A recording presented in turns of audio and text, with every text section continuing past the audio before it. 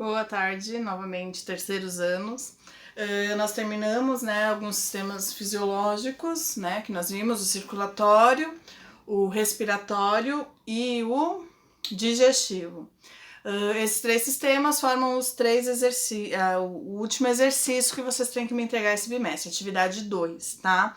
Eu vou já montar até semana que vem, já vai estar todos os links das aulas do terceiro bimestre e as atividades que eu pedi, tá? Aí eu passo pro grupo de vocês, para os administradores passarem para vocês. Quem ficou com dificuldade, se perdeu aí no caminho do terceiro bimestre, tá tudo lá. O que falta fazer é só fazer e me mandar pelo Classroom, tá bom? Então, as atividades do terceiro bimestre já estão todas postadas para vocês fazerem. Mas vamos continuar a matéria e a gente vai entrar em evolução, tá? Nós vamos estudar as teorias evolutivas, Darwin, Lamarck e o neodarwinismo. Mas primeiro a gente vai começar com algumas evidências da evolução, que demonstram que os seres vivos foram evoluindo ao longo dos milhares de anos, tá? E a primeira evidência que a gente vai estudar são os fósseis. O que são fósseis? São impressões de seres vivos que viveram remotamente, até milhares de anos atrás, em rochas, tá? Ou seja, a matéria orgânica desses seres vivos, elas são substituídas por algum mineral e forma essas impressões nas rochas, que é o que a gente tá vendo aí, tá bom? Aí tem uma estrela do mar, parece até mais uma serpente do mar, A gente estudou isso esse ano, Os braços são mais soltos. Então é outra classe de equinodermos, mas é muito próximo aí da estrela. Se é que é uma serpente, não é um fóssil, não ser uma espécie já extinta, que foi que antecedeu as espécies existentes hoje de equinodermos, tá? Embaixo nós temos o trilopita, um artrópode, que já foi muito abundante na Terra, tá? Hoje ele é extinto. Muito lindinho, adoro ele. Aqui a gente tem o fóssil do Archaeopteryx, que é considerado a primeira ave, que veio dos répteis. E aqui embaixo esqueci o nome, aquele molusco cefalópoda que eu falei para vocês, o Nautilus, Alguns Nautilus aí, algumas espécies de Nautilus, tá bom? Então vamos lá, vamos entender o que são os fósseis, embora eu já tenha falado um pouquinho para vocês, tá? Aqui, ó, vestígios deixados por seres que viveram no passado. Podem ser ossos, dentes do formato, tá? Impresso na rocha. Não existe mais, só ficou a impressão na rocha. A matéria orgânica nenhuma mais tá ali. Pegadas, fezes petrificadas, como o tronco de árvore que a gente vai ver na próxima foto. Animais conservados no gelo, aí a gente vê o animal inteirinho mesmo, não é uma impressão na rocha, é o animal conservado no gelo. E restos de organismos petrificados. Constituem a mais forte prova de que o planeta em que vivemos foi habitado por seres diferentes do que existe atualmente, sendo uma das principais evidências da evolução biológica, Não tem como negar. Se você pega a impressão ali daquele animal, faz a datação, de quantos milhares de anos ocorreu aquela sedimentação, aquela rocha tá ali, ou seja, aquele animal viveu, Então, é uma prova aí que não dá para ser negada, tá bom? E como é que ocorre a fossilização de um ser vivo, tá? Então, normalmente é ambiente aquático, ambiente marinho, tá? Porque é embaixo da água. Por quê? Porque para que ocorra a fossilização, tem que ocorrer a sedimentação. Então, sedimentos têm que cair em cima dessa matéria orgânica, Ou já morta, ou então viva, o sedimento caiu e ali ela ficou presa naquele sedimento, tá?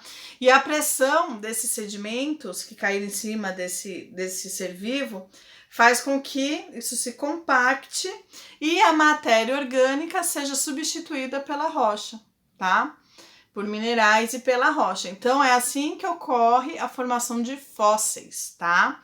Primeiro se sedimenta a matéria orgânica e depois de milhares de anos, quando você vai, procurar, vai mexer naquele ambiente, aparece os fósseis. Quais são os tipos de fósseis que existe, tá? A mumificação ou conservação total, que o principal exemplo é o âmbar. O que é o âmbar? O âmbar é uma secreção amarelada do pinheiro, tá? Então o pinheiro libera o âmbar. Ele é conhecido como mineral aí, tá? E o que acontece? Se um inseto tá ali no pinheiro, por exemplo, e ocorre o pinheiro libera essa secreção, aquele inseto vai ficar preso dentro desse âmbar, dessa substância amarelada, e vai petrificar ali dentro, tá? E aí eu vou entrar um pouquinho, né, que na parte científica, né, no sonho de todo paleontólogo. No Jurassic Park mostra que é isso que acontece, porque acredita-se que isso é possível. Então eu vou contar essa historinha para você. Se um inseto ele ficar preso ali no âmbar, né, e ocorrer a fossilização desse inseto dentro do âmbar, todas as células, todo o organismo desse inseto, ele fica ali conservado, tá? Então, qual que é o sonho de todo paleontólogo? Se eu achar um inseto da época do Jurássico, do Triássico, onde existiam os dinossauros, petrificado dentro do âmbar, e esse inseto ter picado, né, retirado o sangue de um dinossauro, o sangue do dinossauro ainda está dentro desse animal, ainda está no sistema digestório desse inseto. E aí eu posso retirar as células, né, do dinossauro, as células sanguíneas desse dinossauro, que estão dentro do intestino do inseto, sistema digestório do inseto, e posso sequenciar o DNA, o genoma de um dinossauro, tá? É muito louco pensar nisso, mas eles pensam. E não dá para falar que é impossível que isso ocorra, porque é possível, é muito, né? Improvável, mas não é impossível, tá bom? Aí, tanto que isso foi mostrado e documentado de certa forma no filme do Jurassic Park, é assim que ele começa a criar todo o Jurassic Park, o parque em si, né? Ele extrai o DNA dessa forma, né? Do inseto que picou o dinossauro e foi petrificado, mumificado, né? Digamos assim, no âmbar. E faz o parque, né? Com todas as espécies aí. Enfim, né? Sonhar não custa nada. Como eu disse, impossível não é, improvável é demais, tá? A mineralização, que é o segundo que tá aí embaixo, tá? Pode ver, tronco de árvore mineralizado é a coisa mais linda. Quando eu fazia faculdade, eu fui... Ai, esqueci o nome daquela cidade. Ela fica perto entre Campos do Jordão e Ubatuba, Taubaté. E em Taubaté, além de ter a Turfeira, que é uma das maiores aí, né, que é onde é produzido carvão mineral, tem um museu de paleontologia. Tem muitos fósseis, muito legal de lá ver. E tem muitos desses troncos grandes, totalmente petrificados, assim, parece até um banco, a coisa mais linda, tá, gente? E não tem mais matéria orgânica nenhuma ali, tá? Não tem mais madeira ali. Ele é todo... Não dá nem pra acreditar, porque é perfeito, é intacto. Parece que tá vendo um tronco petrificado ali na sua frente. É muito bonito. Acredito que alguns já tenham visto em algum museu, alguma coisa, mas é muito interessante ver, tá bom? A moldagem, que é o molde, né, que faz o formato do animalzinho, a gente vai ver no próximo slide, tem o molde, que é o formato do animalzinho, e o contramolde, que é onde fica o vãozinho. Eu tenho alguns fósseis da época que eu fiz a faculdade, eu fui coletar fósseis no Paraná, tive essa experiência, achei fósseis, tá? De bivalves aí extintos, né, alguns moluscos extintos, tinha muito. E eu achei um trilobita, que é aquele que eu mostrei, aquele artrópode, a gente achou um trilobita pequenininho, esse ficou com a faculdade, claro. Mas eu peguei alguns, porque o fóssil, na verdade, você não pode ter em casa. Ele é patrimônio nacional. E eles ficam na escola, né? Eu deixo eles na escola, eles são para uso didático, você pode usar. Então, numa escola você pode ter, tá? Ou senão ele vai ter que estar no museu ou no arquivo de paleontologia, alguma coisa assim. E eu acho que eu não trouxe, eu acho que não tá aqui. Porque eu trouxe algumas coisas que eu até mostrei pra vocês em outros vídeos. Eu acho que os fósseis eu não trouxe. Acho não, tenho certeza, eles estão na escola. Senão eu até mostrava no próximo vídeo, tá? Mas eu tenho alguns lá pra vocês verem. Quem sabe dá tempo da gente ver aí, tá bom? E marcas, né, pegadas, algumas coisas vestígios, né, de seres vivos que passaram por ali e ficou. Depois tinha uma pegada, sedimentou aquele local, alta pressão, fez com que ficasse aquela pegada ali marcada naquele local, tá bom? Aí aqui, ó, os moldes, eu tenho esse Braquiópoda, é um molusco aí muito próximo do bivalva, que é esse primeiro aqui, essas conchinhas. Eu tenho desse fóssil lá na escola.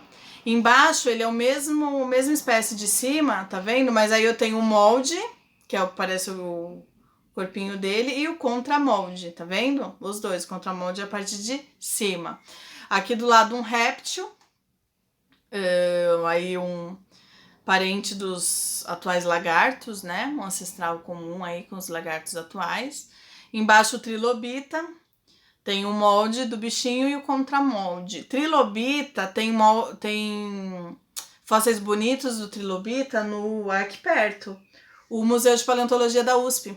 Ele fica aqui no Ipiranga, atrás do Museu do Ipiranga. Então tem o Museu do Ipiranga na frente, atrás é o Museu de Zoologia da USP.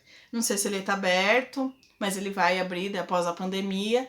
E tem logo no começo, você entra na sala, vira à direita, tem umas placas assim, umas rochas, né, sedimentares desse tamanho assim. Acho que é essa mesma rocha aí, que é o folhêlio, né? O folhêlio em alta pressão, ele forma a ardósia, que a gente conhece. Então foi sedimentado em folhêlio. A maioria, né, que é fundo do mar, né? Plataforma marinha, normalmente é folhêlio, que é o que a gente conhece como ardósia, tá bom?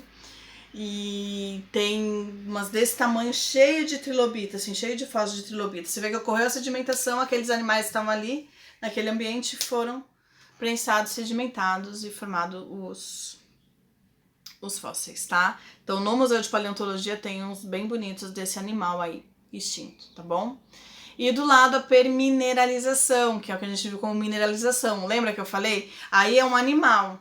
Aí é um Nautilus, né, que ocorreu a mineralização. Mas os troncos, eles ficam assim também. Você olha por cima, ele é aquele tronco com esse brilho, assim, com os minerais. É a coisa mais linda, né? Acho que é o tipo de fossilização mais bonito que eles ficam, tá? E é isso aí. Então hoje nós vimos o que é um fóssil, como ele é formado e como ele auxilia aí a gente a entender a evolução. Todos esses animais são milhares de anos que eles viveram na Terra, tá? E aí a gente descobre que existiu vida na Terra que não existe mais e consegue entender um pouco da evolução dos seres atuais, existentes hoje. É um registro muito importante, é um registro que auxilia muito na evolução, mas ele é meio vago, digamos assim, infelizmente. Por quê? Porque eu não consigo achar fóssil de toda a evolução, né, de uma mesma espécie ou de uma mesma classe de animais, né? Ficam algumas lacunas, às vezes eu não consigo, às vezes foi uma época que não ocorreu muita sedimentação, né? Um período, né, na planeta Terra que não ocorreu muito essa sedimentação, que não ocorreu a fossilização. Então ocorrem lacunas evolutivas quando a gente estuda fósseis, tá? Então esse é o problema do fóssil, mas ele auxilia demais a gente a entender a evolução e os animais que já viveram, né? Por exemplo, o trilobita, que é esse aí de baixo que eu falei, que tá bem no meio embaixo. Se não fossem os fósseis, a gente não saberia desses animais. E tem trilobitas de mais de 1 metro, como outros, que a maioria dos fósseis que a gente vê bem pequenininho, né? São artrópodes, né? São ancestrais dos nossos artrópodes atuais, né? Que a gente nunca imaginaria que eles existiram há milhares de anos atrás. Então ele ajuda muito a gente a entender a evolução, tá? Mas existem muitas lacunas aí nesse estudo. Tudo bem, galera? Próxima aula, semana que vem, a gente vai ver outras evidências da evolução, né? E aí a gente vai continuando o nosso estudo à distância, tá bom? Boa semana, continuem estudando. Não vou passar atividade ainda, vou esperar para terminar o 3º bimestre. Só que quando começar o 4º, eu já, com a matéria que eu dei, tá bom? Já entra uma atividade aí com a matéria que eu dei. Então, quem não fez o trabalho faz, quem não fez os 2 questionários faz. Quem tá atrasado, faz primeiro o 3º bimestre, depois procura o 2º e o 1º. Não deixa juntar tudo pro 4º, gente, porque a gente já tá entrando em outubro e a gente ainda tá à distância, né? Vai voltar, a professora vai voltar esse mês, pelo menos, vai voltar 2 aulas por semana que o aluno tem direito de recuperação. E recuperação a gente sabe que não dá para recuperar tudo em 2 aulas por semana, então é óbvio que ou a preferência vai ser de matemática ou português, né? Então, não dá para deixar as outras matérias para depois e para o final. A dezembro tá chegando, parece que não, mas faltam só 2 meses. Tá bom, galerinha? Boa semana, continue estudando. Qualquer dúvida, me perguntem.